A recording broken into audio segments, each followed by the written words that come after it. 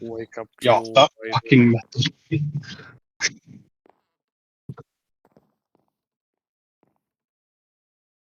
Okay. So, welcome to the first presidential debate in the USSE history. First of all, I will present how will the debate will go. First, the two candidates will introduce themselves. After that, we will have 5 subjects that they will have 2 minutes to talk about. And after that, they can argue about it. And in the last day, we will read the questions what the people asked. And after that, the current audience can ask too. So first, candidate Ravon, please introduce yourself. Yeah, I'm Urabon. I have been member of this nation since the end of the Cunha War. I have worked as a miner during the time of the time where we had to pay reparations to the Cunhas. I am the founder and longtime mayor of Cascaya. I worked as officer and later as marshal in the USSE military, and now I am running for the presidency of the USSE. Thank you. Okay, then candidate Chalovek, sorry for pronunciation, please introduce yourself. My name is Chelovek. I've started pretty early as the mayor of Vestroya. Built it from an abandoned, basically an abandoned wall to the military headquarters of the USSE. Currently, I'm serving as the Commissioner of Justice, where I've written the civil code and modernized the criminal code for the USSE. And basically, I'm running for president as well. Okay, then I think that we can start in the subjects. Our first subject is war and foreign policies. Cabinet Urban, please tell what you think about this subject.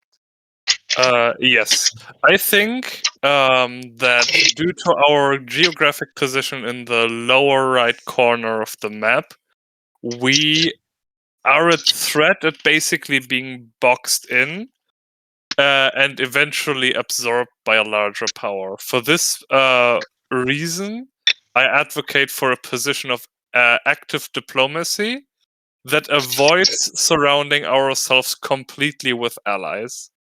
To this end, I advocate for a position of cooperation and trade with Western surrender in particular, where we work towards a great coalition of all of Saronian states, while I also advocate for a more confident form of diplomacy towards the north, particularly states which have historically wronged us, such as the Kunir or the Zheka, which are still getting away with the theft of Vanshire and some pretty insulting diplomatic incidents against us.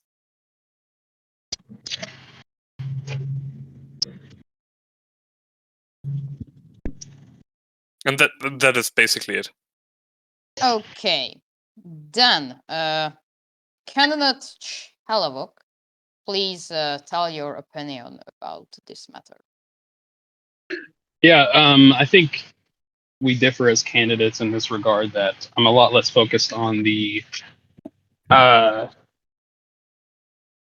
aspect of taking vengeance or anything in regards to vengeance with Vanshire. A lot more interested in modern day diplomacy. Recently, I've been having talks with the AWE, which is actually why I'm not here right now in person, because I'm being quarantined due to the pandemic going on in the AWE. I'm a lot more focused on building positive relationships because I understand that no candidate that is a warmonger is going to last very long in Eldham. Those types of policies tend to get you wiped out pretty quickly. A lot more interested in just mature adult conversations with other nations and establishing relationships with other groups that intend to raise the red flag and join the communist movement in Eldham. That's what I have to say about that. Okay, then the two candidates want to have a debate or an argument about this, or Yes, I would immediately ask, if I may, what exactly Fatal Trouble's policy would be in case of something like the Vanshire theft, where forces from within the nation and traitors from Jekka work to basically sabotage the USSE diplomacy, and the government basically sat around and did nothing, alerted the military several times saying, yeah, we might go to war, but in the end they always backed out of this last resort move, making us appear weak still under Jekka occupation, and several friendly factions we have within Jekka are violently being oppressed, such as the socialist movement inside of Jekka. Well, I think for one, just because we're not going to war with Jekka doesn't mean we're not responding to the situation. I don't know if you're aware of this, but we have been in diplomatic talks with Jekka and Vanshire for the last few weeks, actually. And we've pretty much already reached an agreement on what needs to happen there. I remind you that we are allies with Jekka currently. And our policy needs to be one of peace and not anger when it comes to these actions. Obviously, we need to make sure that they maintain that the treaty that they agreed to. But I think that this is where we differ, that your reaction is a lot less diplomatic and a lot more war hawkish. And I remind you that the Khmer War didn't go very well for our nation, and we do need to maintain diplomacy as our first reaction. I'm not advocating against diplomacy as our first reaction. The problem that I see with the current government and the policies which you propose is that diplomacy is the first and the last option. You've been in talks with Jekkan for days, and you say you have a treaty with them. But may I remind you, I'm also part of the government, and I know very well that Jekka is just playing us for fools. They're not adhering to any treaties, they're not providing support, and they're just lying to us. And the current government is accepting it because, oh, we can't go to war the last time it went wrong. Yeah, the last time it went wrong. The last time we didn't have any organized military. Right now we have the military of two very strong nations behind us, and we have no problems engaging such a far weaker nation such as Jekka in order to make them adhere to treaties which they signed with us. That is my problem. I don't want to randomly declare war. I want them to adhere to the treaties which they signed with us. And the current government doesn't have the power to make them do that. Well, firstly, let's try to keep it like one point at a time so that I can respond in time. I do think that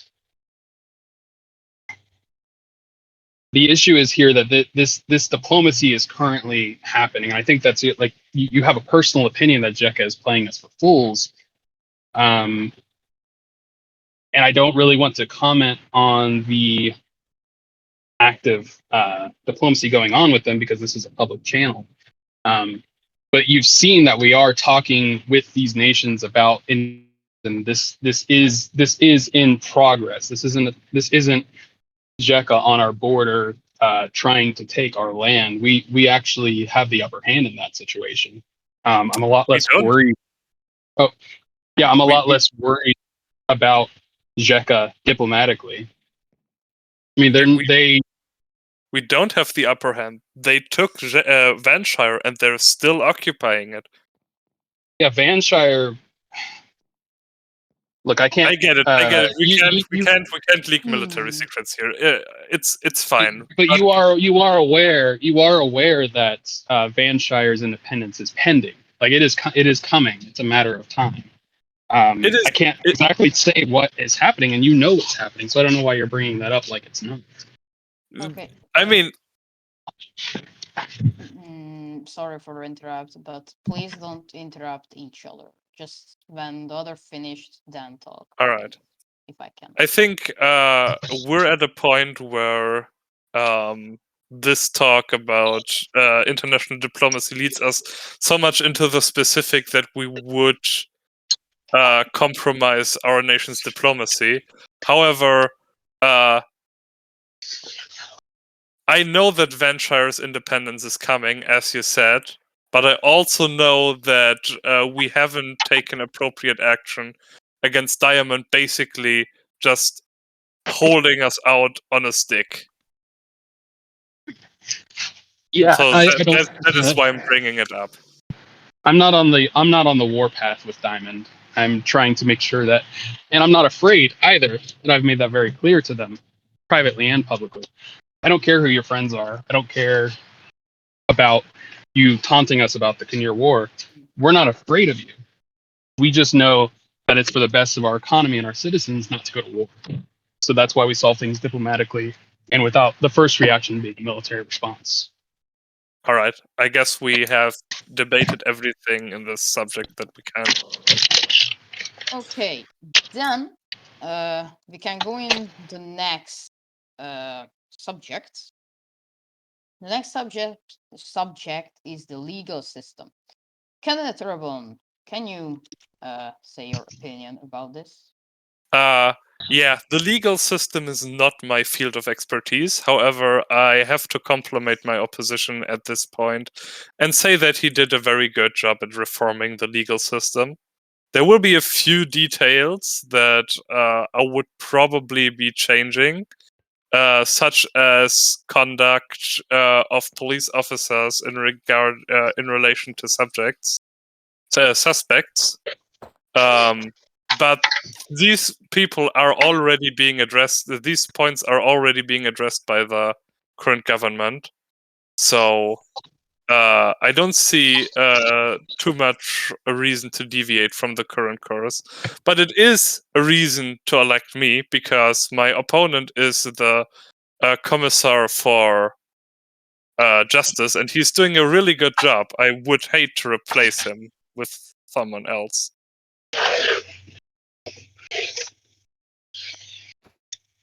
That's all? Yes. Okay. Then, candidate Chelovak. Sorry for that. So can you say your opinion about this? Yeah, when you talk about the legal system, are you talking about the laws themselves, or are you talking about the way the government's structured? The law system. Oh yeah. Well, I guess I appreciate Urban's compliments. I would continue the work of modernizing our legal code.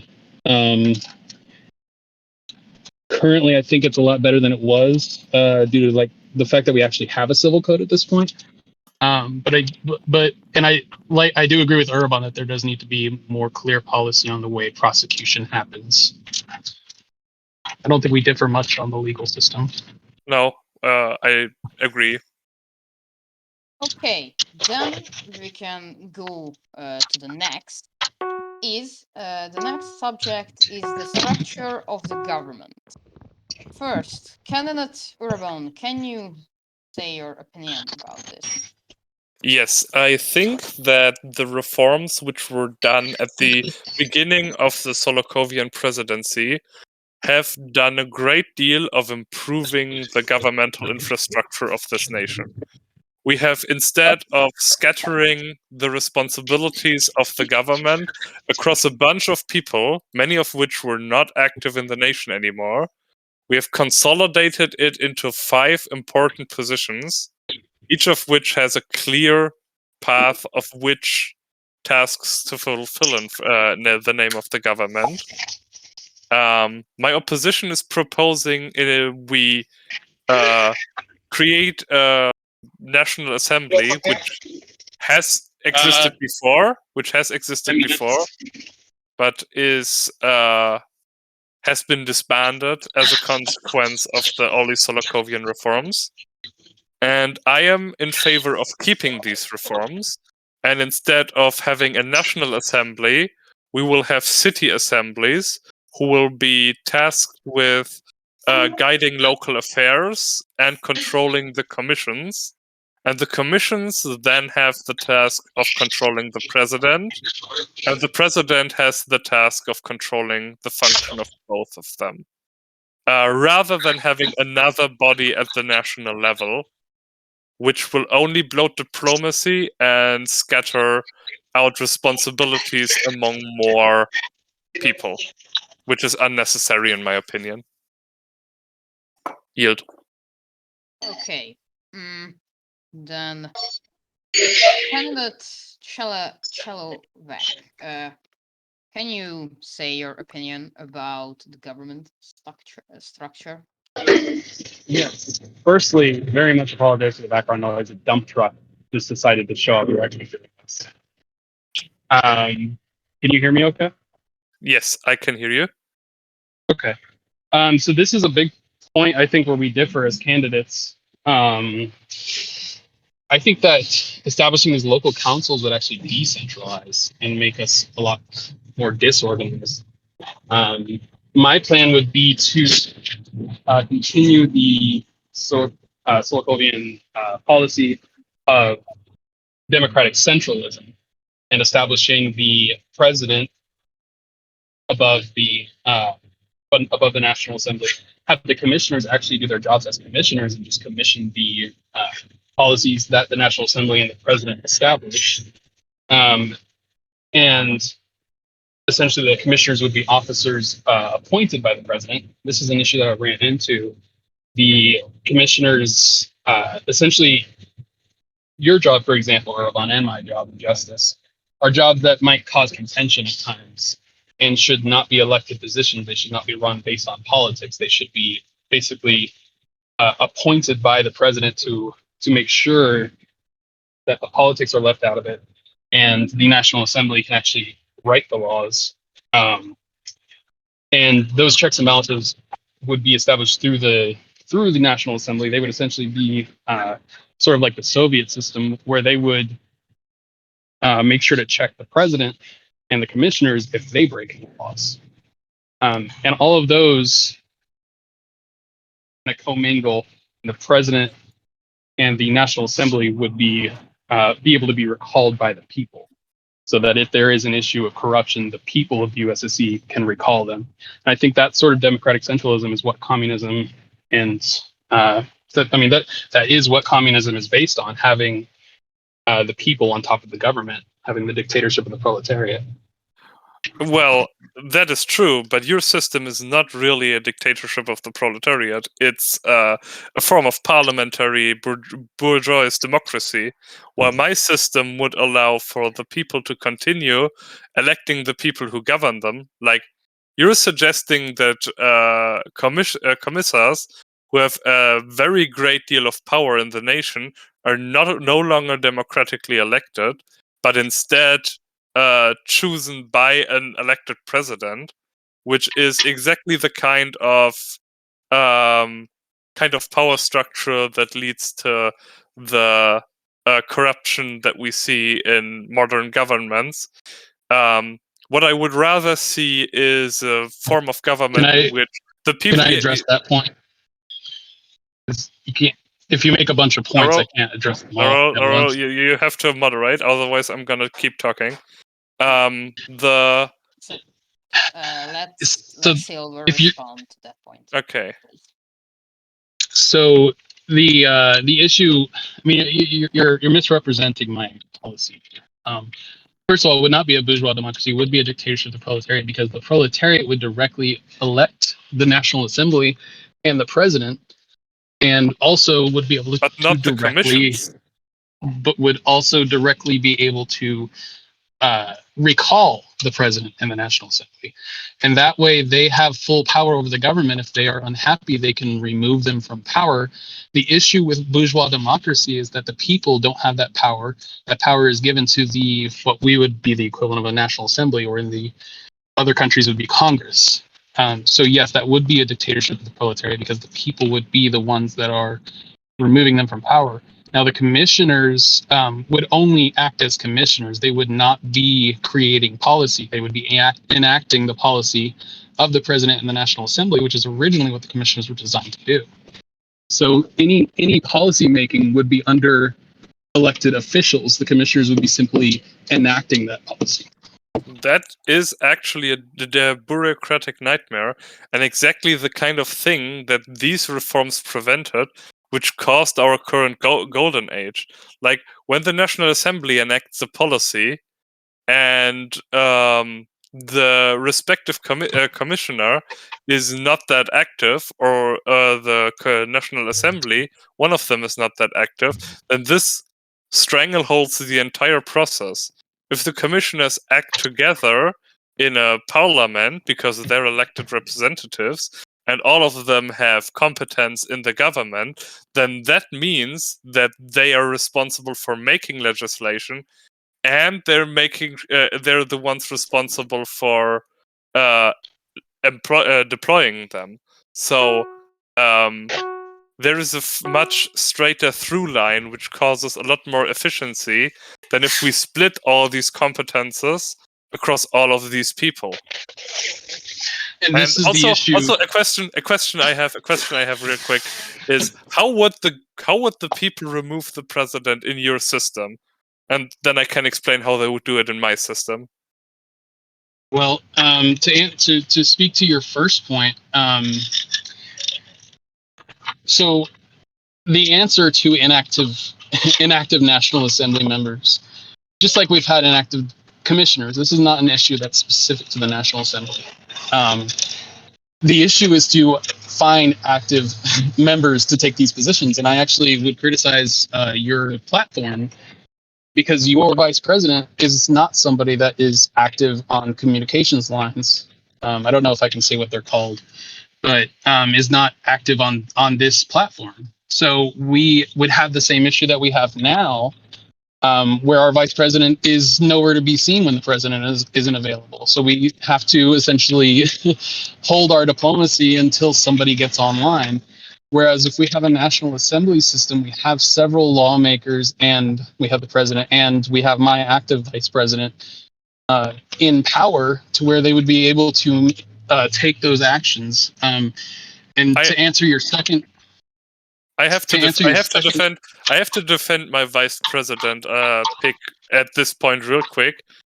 Mendes is currently not a member of the government, so that is the reason why you don't see him in official channels that much. He's a major in Western called Sonnenfeld, and not a member of the central government, so that is why you don't see him that much. However, he has a lot of administrative competence, and he built that city from the ground up, and recruited a lot of people to the nation. So I think you're doing him a discredit with this description. Yeah, well, to be fair, these channels are not simply for government members. We have many citizens that are active, and we have no reason to believe that he would all of a sudden become active once he's a government member. All we know now is that he is not active on these channels, unlike my vice presidential candidate. And I think that this along with the government system that you're stating, where you are scattering the government to different cities and centralizing the seat of power to the president and the commissioners, is exactly why I have been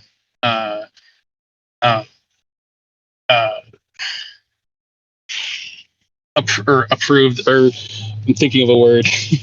why the former government and people that have lived in this country since before the Khmer War have all approved of my presidency and said that they want me to be president because they understand that I know that the way that the system is designed to work and should work.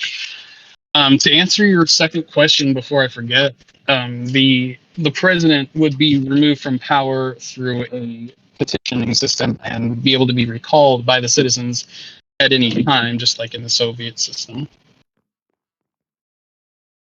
Yeah, but And that would apply to National Assembly as well.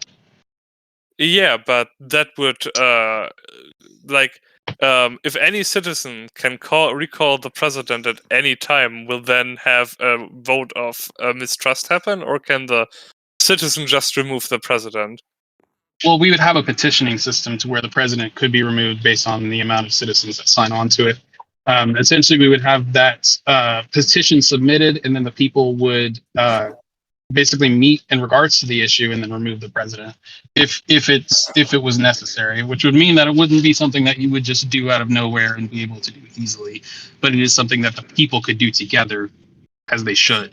Yeah, but in your system, this would go through the government, through the petitioning system, and nothing is stopping the government from just saying no at this point. In my system, on the other hand, the independent city assemblies would be able to vote no confidence on the president. And in that case, the government would not be able to stop the process like that. And Well, if a city assembly does a vote of no confidence to the president, then a national vote of no confidence would happen in the Discord. And then if the vote of no confidence is successful, the president is removed from office and re-elections are called.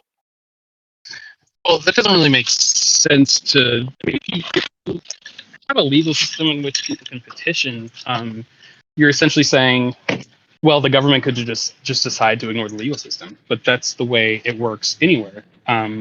The difference being when you have a dictatorship proletariat, where you have the people deciding on this, not scattered local governments, you have the ability to basically force the government to comply because these are the workers.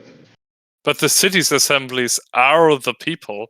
Like the Soviet system, which you keep referring, was about having councils set up in local areas, which would be a city council, not a national council. No, the Soviet system had local representatives that they went to the Soviet. They didn't have local councils that essentially just represented only their locality. They had councils for different workforces, for different job tasks, and they had a national assembly. Yeah, they had a national assembly, but that wasn't a Soviet. The National Assembly was. I know what the right, exactly. That was not the Soviet, but that was a Soviet system where they had a system of Soviets that went to the National Assembly. But you're just wrong. The Soviets were local and went up to regional and then national.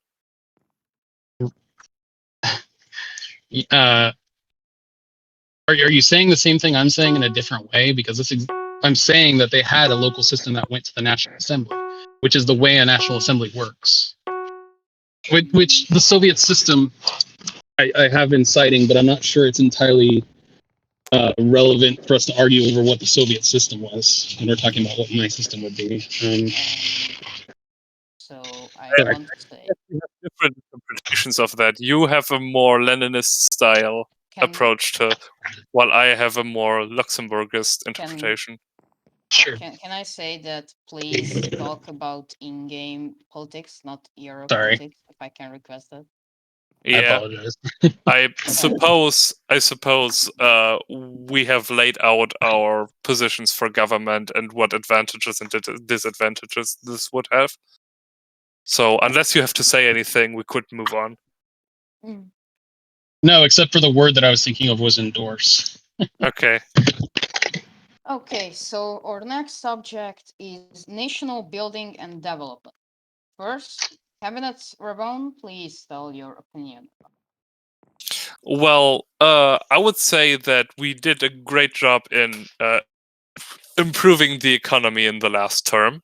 However, there are problems with the Commission of Economy, and I will address this problem by basically either demanding activity from our Commissioner of Economy or calling re-elections on them, because many of the current measures that are done on a local level by local builders.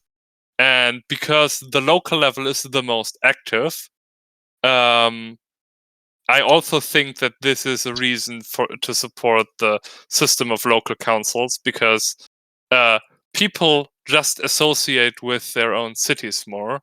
They work more in their own cities, and they have a clearer overview of what resources they have available locally. And so by empowering these regions, we could potentially improve the economy massively. Okay. Then candidate Shalawok, please tell your opinion about this. So essentially, it sounds like you're saying that the system is the issues with the system is the intact things are handled I'm, locally, but then you say I'm sorry. should, I didn't understand that. Yeah, your voice. it seems like hello, can you hear me? Yes. Okay, so essentially my idea, I think I agree with Erobon that the issue the economy has been the inactivity of the commissioner. I think this actually speaks to my system, because under my system, the commissioner would simply be removed and a new one appointed, rather than having to have special elections and bogging down the government even more.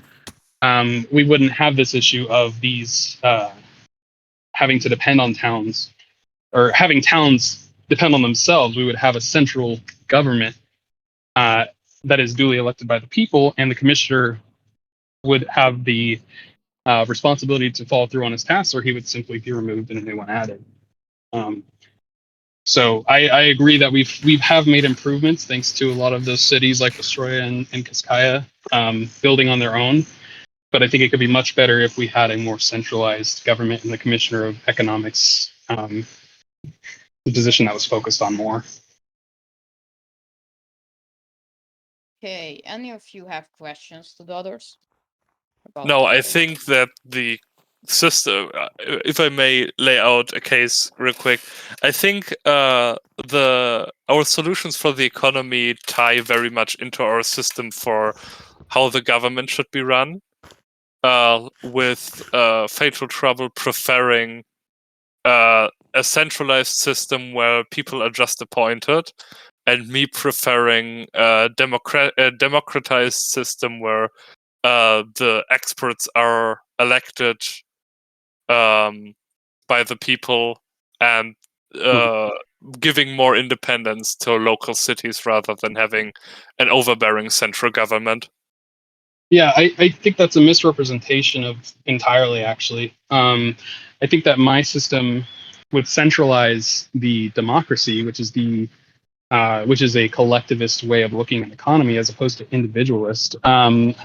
We have the commissioner in the position to follow through on the tasks uh, presented by the president and the National Assembly. So they are acting under a democratic directive. They're not simply doing whatever they want to do.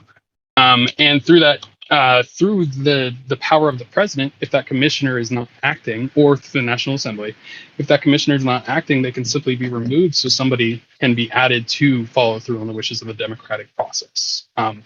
I think your system is more individualist in nature, and um, unfortunately, that's not really conducive to a functioning government. I disagree. We can move on. In my unless you want to say anything. I think I'm good. Okay. Then our last subject is economy. Candidate Ramon, tell your opinion about this, please. We just talked about the economy, didn't we? Oh, Yes, then we did. okay, sorry for that. Then we are done with the subjects. Now comes the questions. So our first question is Xeris Anango of Laria asks candidate Urban, what makes you different from the other candidate and why would you better suited as president in comparison to your opponent? I would be. I'm different from the other candidate in that I want to respect the autonomy of the city, at the same time, make the USSE more confident about their own strength on the international stage. We are not a small nation with half a dozen under-equipped people anymore. We have an army of over 30 soldiers and powerful allies that can support us. And I don't think we need to hide longer behind our losses of the past. And I don't think we need to centralize the government in a way that scatters competence and positions for places that many of the future appointees haven't even visited. Like, how can a citizen of Mansik, who is appointed the Commissioner of Development, know what the citizens of Vostroya need at that city at that point? I think that for that, local autonomy is needed. Okay. Can I answer that? Yeah. Yeah.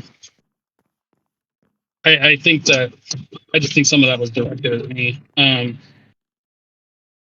want to reiterate. I don't know where this is coming from. That I'm intimidated or think that we have a small military. It doesn't. You don't necessarily have to have a small military to be wise and not want to start a war every time there's an issue. And that's my central point. That diplomacy should be primary, and that's something that the other candidate doesn't have experience in my opinion. I've been handling diplomacy since I've been in the government on high levels because that's what the president trusts me with. And I think that if you run for the position of if you run for any position in the government, you should be able to represent your constituents. So yes, I would expect a commission or a National Assembly member or a president to know what's going on in Vestroya if they live in Lansing. Okay. Candidate Urban, do you have any respond or we can move on? No, we can move on. Okay, then the second question, Chrismer Lorenzen of Kaskaya asks candidate Shalloak, Urban has made his entrance with wanting to change the capital of the nation to Kaskaya. Will Silver also take a definite stance on what he will do about the capital, and what is that stance? To move the capital to Kaminia. I don't think we have a choice in the matter. There's no reason to have a capital in a position that is easily taken by foreign powers due to the, how do I say this, the newly learned systems of warfare in the modern day. Border towns right now are our first line of defense. And the fact that we'd have a capital in Keskaya being vulnerable to the very first offensive, I don't understand. We can have a very important city that is not the capital of the nation. Okay, Candidate Urban, do you have any response or we can move on? I just want to ask viewers to look outside. Kaskaya is the best defended city in the entire south. We have walls that are dangerous to breach. And after that, we have 3 forts which need to be taken to control the city. And after that, we have a citadel with 5 walls, which make it impossible for this city to be conquered. And I do think that the security concern which my opponent raised is not adequate, and we should have the seat of government at the same place as the seat of parliament and the biggest population center in the nation. Okay, so those defenses are well and good, and I appreciate the people of Kaskaya for building those defenses. But that doesn't mean that they're impossible to breach. Your own words are that it's impossible, and I think that's a level of arrogance that's worrying. I think that having that as a border town is great, something that can be defendable on the border. But if it is our only defense, I wouldn't bet our entire nation on it.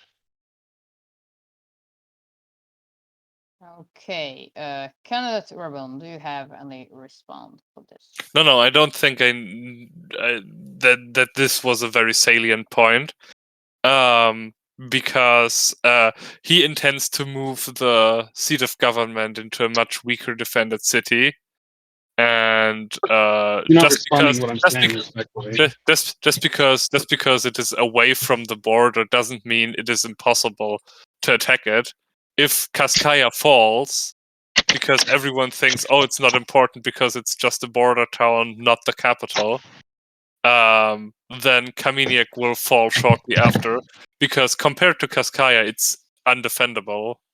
And the moment a border town is taken, Kameniec falls as well. So I think that argument isn't very good. Well, respectfully, you're misrepresenting my argument entirely. I think that's been the policy of this entire debate: is you misrepresenting my ideas. I'm not saying that Kameniec is impossible to attack. I'm simply saying that having strong border towns and a strong center capital is better than just having a strong center or a strong border capital, because you have only one line of defense. You're betting the entire nation on, as opposed to something to fall back to. But Kameniec isn't strong. Kameniec can be made strong. Destroya was made strong through my bare hands of building it. It's something that we can do as a nation. It's not impossible to do. I think that everything is talked about this. Yes. Okay. Then the next question. Quintus Solokov of Laria asked candidate Urban, would you be a warmonger? To reiterate, would your policies increase the chance of the USSE going to war? And what is your opinion on that? Is that a good thing or a bad thing? Are we prepared?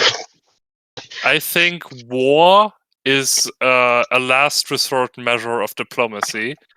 And I think we can all agree on that diplomacy and even extensive diplomacy should come first. However, what I oppose is the kind of fear of humiliation that our past governments have shown, and I would end the policy of isolationism. That doesn't mean I would want to go to war.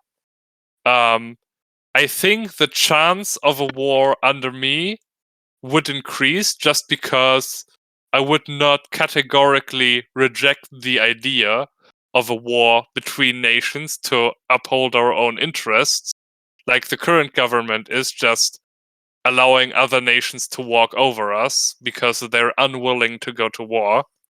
However, I would not be an expansionist warmonger. I would be quite the opposite.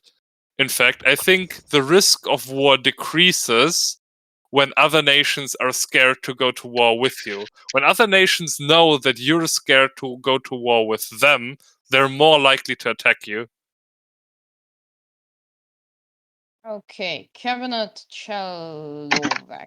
Sorry. Do you have any opinion about this, or do you want to respond? I think that we would more likely to be in. We would be more likely to go to war under Urban's presidency. Sorry, I sound out of breath. No excuses. Yeah, I think under Orban's president, we'd be more likely to go to war because we almost went to war twice with him in his position currently. Something that the president saved us from doing. Um, I'm not afraid of foreign governments, and I've made that very clear to them in diplomatic channels. You can ask other commissioners. I've let them know we're not afraid of them, and they're taunting us with the Kunir War is not going to work anymore. I simply put the people before my ego, regardless of the size of our military. Okay. I find it very insulting that you think I'm doing this because it's my ego.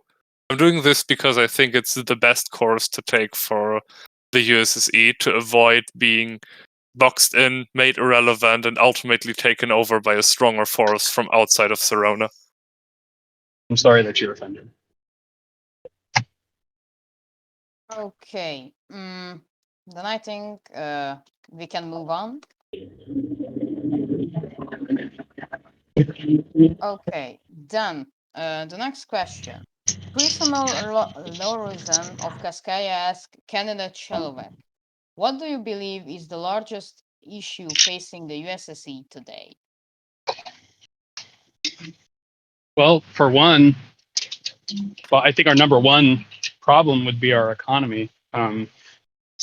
It's a non-starter. We simply don't have. We haven't had any activity in that commission in a long time, and I think that's due to lack of support from the surrounding government. This department needs a directive, and I think under my system, that would be something I would be able to do: is direct the commissioner of development with what they need to conduct their job. And I think the commissioner of development would agree that the department needs direction. Okay. Cabinet Ramon, do you have any response for this? No, I agree completely with him. The economy is the most important issue that I will tackle in my presidency. Okay, then the next question. Kato of Laria asks candidate Ramon, what is your stance on diplomacy and international affairs? In that sense, how will you ensure the safety and security of the nation on the global stage? Which allies will you seek to align with us? My position on alliances is that we would shift from our traditional northern allies from JECA and instead create a larger, stronger coalition with allies in the east. We already have made an alliance during this term with Pergamos, and we have very promising talks with Bai, who are 50% communists in their government, and Notas, who I have good connections with. That I would do on the smaller stage. On the larger stage, I would aim to uphold our alliance with COG and basically attempt to make larger nations more amicable to us. However, bandit nations we would have less contact with because I think they are erratic and unreliable and frequently betray their alliances. Okay, candidate Chelko, do you have any response? I do agree that we need to update our policy in regards to diplomacy, in regards to who we're engaging in diplomacy with. I am more interested in more communist nations. Sorry, I'm spilling oil everywhere right now.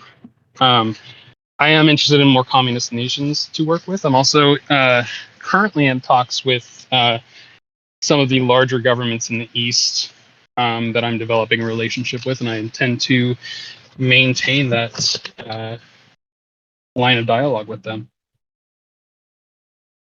Okay, candidate Ruben, do you have any response? No. Or okay, this is perfectly valid. Okay. Then to the next question. Yuri Richardson of Comiac as candidate Shalokab. Will your government support culture events, religious projects, and other projects like the University of New Cross Attacks? And to what extent? Yes, I very much want to increase or enrich our culture, as I should say, which is something that I've already done in Vestroia as a mayor. I built the National Museum, or rather, I commissioned the building of the National Museum of our great architect's petri dish. Um, I intend to increase those projects. I think that culture is very important, and it's the way we maintain relevancy as a nation. Okay, Kenneth Ruben, do you have any response? No. Except that I will pursue a similar policy of advancing culture and the arts. I'm very much in favor of expanding the museum in Vostroya. I have overseen, my vice president actually has overseen the construction of the largest sports arena in the USSE to date, the Mansik Stadium. And here in Kaskaya, we will soon begin construction of a massive temple complex, which is supposed to house gods from all religions. In order to align with our secular culture.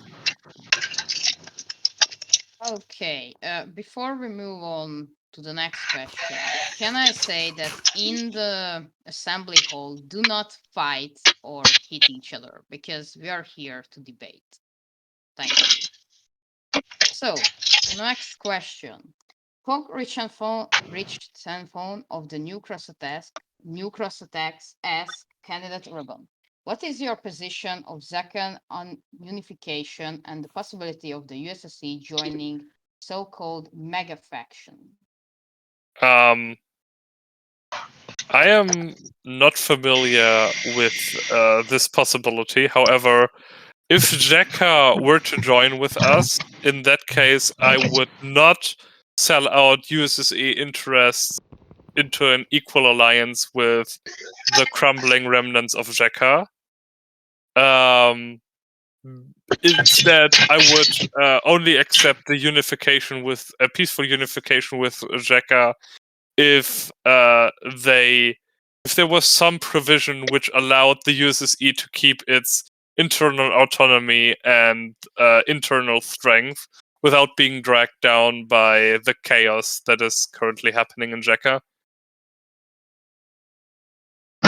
Okay, Cabinet Shelkov, do you have any response? Yes, I've actually been a part of these talks. So I'm pretty familiar with them. I'm not, and I've made it clear already. I'm going to leave confidential stuff out of this, but I am in favor, or I'm not in favor of merging in any way that would surrender our communist government system of economy or culture. The USSA must remain the dominant force within our borders. Um, and I agree with candidate Urban that we do not need to inherit the problems that JECA is currently facing. It's in regards to larger factions. I think a lot of these are probably short-lived. I don't mean a personal insult to any of them, their factions. I'm sure that they, or I shouldn't say factions, their unions. But I don't think that they are something that is going to stand the test of time on the international stage. I think they're more of a response to some of the issues that we're facing internationally, more of a reactionary response than anything. Okay, Kenneth Ruben, do you have any response for this? No, I think that my opponent has mostly agreed with me, and I agree with him. I've not been a part of this talk, so this question was a bit of a curveball for me, but I do think that we reached the same conclusion, even though he was part of the discussion and I'm not. So I think that speaks to my diplomatic instincts a little bit. Okay. Rogel's question for Cabinet Rebel. You advocate silver's irreplaceable, yet silver would have a much easier time to hand down the system he established the new Commissar of Justice. You, on the other hand, have created a military system only you understand. How would that make you replaceable in any way? I am in the military very replaceable. It may be that a person outside the military or only, well, Rogalash is an officer, but he's not very involved with the reformation processes of the military that exist. I do think that there are several people inside the military, such as the here present KPX Tiger, for example, who would be quite suited to replace me in this role as military leader, and who could easily continue my current policies of strengthening and reforming the military without me needing to micromanage them. Just because my answer to this is just because someone doesn't understand the military, that doesn't mean that everyone in the military doesn't know what's going on. Okay. Kenneth Chalcap, do you have any response for this? Well, I do think that Urban has done a great job with the military. I do also believe, as the rest of the government does, that Urban switching positions would leave a vacuum of efficiency in the military. To speak to this whole time, I've been speaking to my opinion that he's not ready to be president, but I think that he's a very efficient military general. And I do agree that it would be potentially an issue. Okay. Kenneth Rubin, do you have any response? I want to thank him for the acknowledgement of my successes, and I want to return that in saying that yes, Fatal would also leave a big hole because he has created a set of laws that are basically his brainchild. So he would as well leave a very big hole in our government, and that would be a problem. Okay. Kenneth Shellcap, do you have any response? Well, I don't think that the whole. I appreciate the compliment. I don't think that the hole in the leadership of the Commission of Justice would be quite as significant, simply because I've written the laws in such a way that anybody can enforce them. I've written a clear policy in the way that our systems of justice, whether confidential or not, and our policies of prosecution are very clear for whoever would replace me. Okay. I want to say that now the audience can ask their questions. If you want to ask a question, please ping me and then say your question.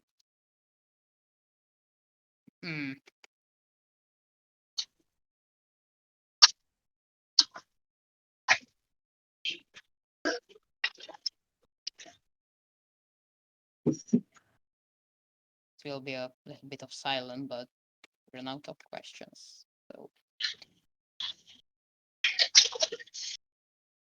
While we wait, I just wanted to thank everybody for their patience with all the background noise in the process of a road. It's amazing. We have 17 people listening to this, which is quite a lot for a presidential debate in a Minecraft game. Yeah, I'm sorry for my pronunciation. So, Quintus Solokov asked the opinions on the current state of Arene growing closer. Cabinet Urban? Of what growing closer?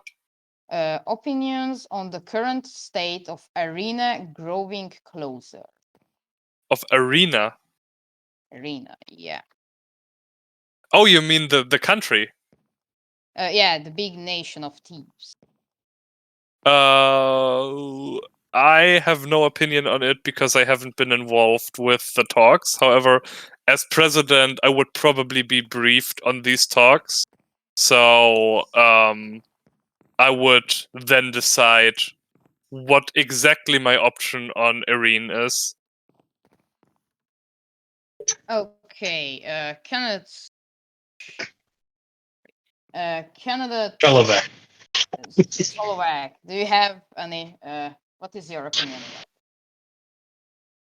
about? I really don't have anything to say directly about that. I don't have an issue with any nations that haven't made any direct threat to us. I just say that we continue policy of increasing the strength of the military and also the competency of the diplomacy. Okay, our next question is from Eatvan. What is your opinion on a possible peaceful expansion, such as buying them or making them agree to join us, such as Kosovo? I would say this is 100 times preferable to any type of war. However, I don't see a way to make that happen without sacrificing stability. However, in many cases, I would much prefer this. Like, if I was approached by Zekan officials tomorrow who told me that they want to join as an autonomous republic, the same way Kolsonafel did, in that case, I would immediately agree to that and agree to help them. However, I don't see that being the primary way of carrying our own interests on the international stage. Okay, Canada Choco, do you have what is your opinion about it? Well, I don't have any desire to take the land of any nation on our border. I think that first of all, I'm very good friends with the leader in Vanshire. In fact, we set up a trading post between our towns. I have a lot of respect for them, and I don't have the intention to take anyone's land, and this includes Jekka. If they should want to come to us for that, I wouldn't necessarily have an issue with it. Peace is always preferable to war. Okay. Platy have questions, and I think that we can let him to talk them. So Platy, just raise your hand if you can VC. Okay, then one of the admins. Okay. Hello. Sorry. Hello. I had a mistake. So hello everyone. I'm for those who don't know me, I'm the current general secretary of the USSR, and I'm recently I'm being more and more interested to socialist nations across the world. As I want to simply get closer because we have like a weird alliance that we never really used, and I don't know, it's weird. I think we should do more practical things, and I'm just coming here to ask, what is the current status of the military of the USSE? Because as someone who's been conquered so many times, I'm worried about my comrades as I would be worried about myself. Also, sorry for my heavy accent if I don't if I'm not understandable. Please tell me. Yes, finished my question. Of which nation were you a part? The UBSR. Okay. But yeah, we are currently absorbed in the Frosterium. So it's a weird situation. But yeah, All right. My question is, I'm rephrasing it. How can the USSE defend itself if it's attacked? And what do you propose to improve this situation? Well, as a military commissioner, I'm probably most equipped to answer this question. However, there are many details which I will need to leave out, which are confidential. Yeah, sure. So the USSE has a large military. I think it is by far the largest on the continent, and the second largest belongs to our ally Pergamos, which we equipped with a dozen Prot 4 Unbreaking 3 sets of diamond armor recently. We ourselves have this as standardized equipment. In general, we are very well equipped with other means of healing and dealing damage in the field. We have large stockpiles of them. Furthermore, we have very much taken a lesson from the Kunia War and heavily invested in defensive system, in particular in Vostroyer in the north and Kaskaya in the south, with Kaskaya being a metropolis with so many layers of wall, it is hard to count them, and Vostroya being a wall so high that no one could possibly breach it or cross it or do anything with it. Ramon, just want to say that Rogal is saying that you are leaking military things. I'm not. I'm just saying we were having a large military and we're having stockpiles and standardized equipment. To be fair, leaking that you're strong is really an issue. But do you have an? Yeah, it's maybe too sensitive. Okay. And do you? How do you plan to improve that if you are planning to improve it, or are you just content with what you have? I don't think we can discuss this openly. However, I do not intend to be an expansionist. Yeah, but you don't need to be an expansionist to have an army. Yeah, I mean, Maybe I misunderstood you. I thought your question was if I wanted to conquer stuff or if I'm no, happy no, with. no, no, no, not at all. I was just questioning about if you had means to defend yourself. My question is more because yeah. We're having the military is in a good position right now. Okay. But it can always be improved. However, I think that this is not the top priority anymore, like it was after the Kunia War. All right. Well, if it's the case, you guys are really in a golden age. All I can say is enjoy as much as possible, because in this server the wind can turn very quickly. Okay, so I'm done here. Thank you for letting me on stage, and see you guys. Okay, how can I? We'll move you down. Can I ask that when people they ask their question and then the question is answered, because having a I think you're Fatal. I think you're Yeah. cutting out a bit. Yeah, Oh god, please don't tell me. I don't want to think that too. Silver.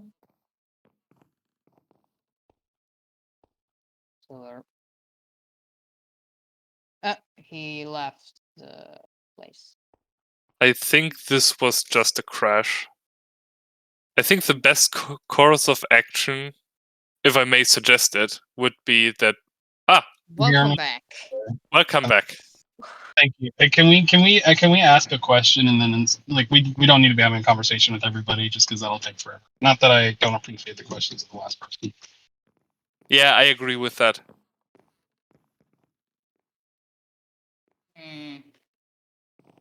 Okay, so Kato asked that how many good PvPers the USSE military have. This is Can I- confidential. Okay. No confidential questions, people. Okay. This was just asked. Then I think that if anybody have a question, and please don't spam in the chat. Little bit chill.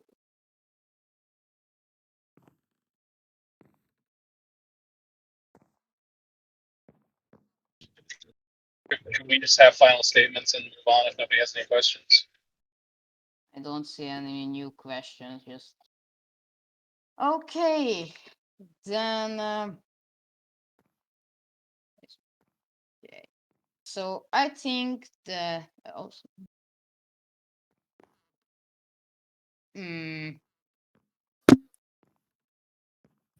I mean, can ask that actually.